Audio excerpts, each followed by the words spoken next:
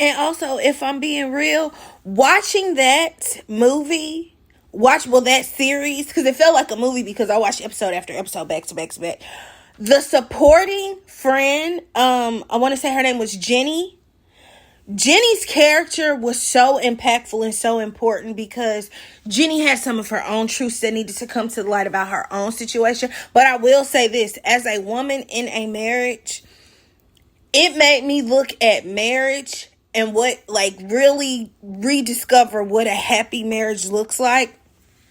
Because when those women said, it is such a condescending like thing when you hear your spouse say, you're doing a great job, you're doing an amazing job, you're so great, how do you manage everything, how do you do everything, how do you they give you all this praise and accolades, but really it's rooted in their selfishness, their wanting to ensure that I always put it off on you. The way she could not leave her son with his father, and every time she just tried to get a moment to take a breath or a moment to really work on something at her job, and the way he's texting, what do I feed him? What does he like to eat? Where's his towel? Have you seen his blanket? What time are you coming home?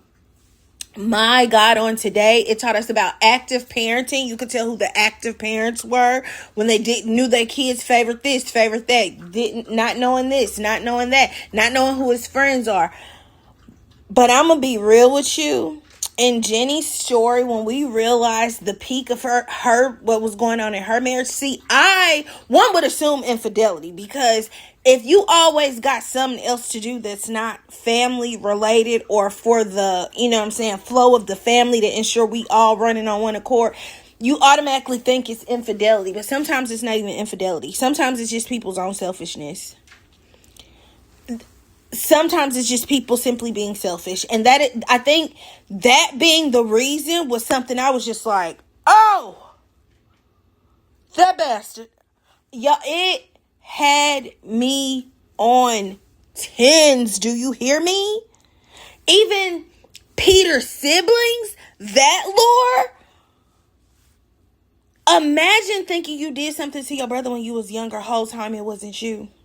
But you've been dealing with the guilt and the betrayal and the hurt from the family because they swear up and down that it was you. Come to find out, it's been who you thought it was all along. Wanting to keep your brother in a fucked up state because it makes you feel bad. Oh, y'all, it's always a man. It's always a man. It is always a man.